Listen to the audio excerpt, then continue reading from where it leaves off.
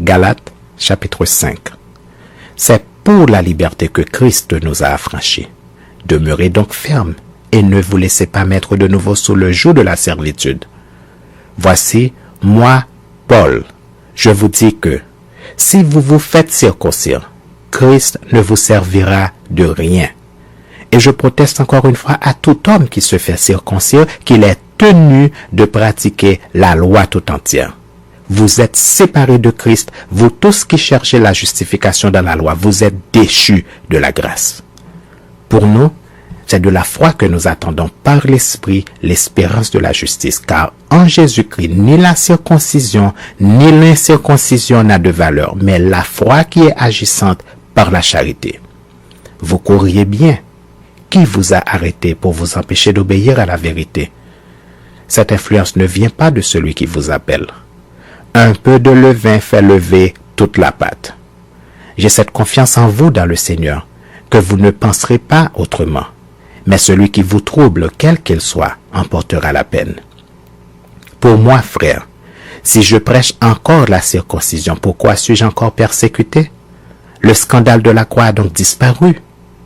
Puisse-t-il être retranché, ceux qui mettent le trouble parmi vous.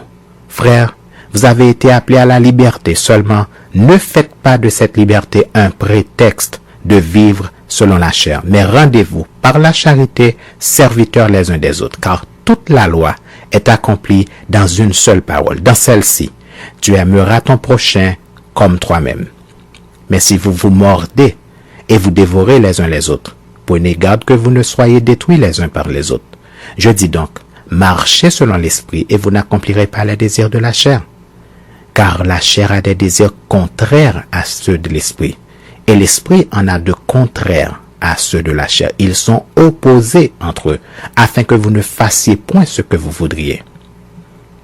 Si vous êtes conduit par l'esprit, vous n'êtes point sous la loi. Or, les œuvres de la chair sont manifestes. Ce sont l'impudicité, l'impureté, la dissolution, l'idolâtrie, la magie, les inimitiés, les querelles, les jalousies, les animosités, les disputes, les divisions, les sectes, l'envie, l'ivrognerie, les excès de table et les choses semblables. Je vous dis d'avance, comme je l'ai déjà dit, que ceux qui commettent de telles choses n'hériteront point le royaume de Dieu.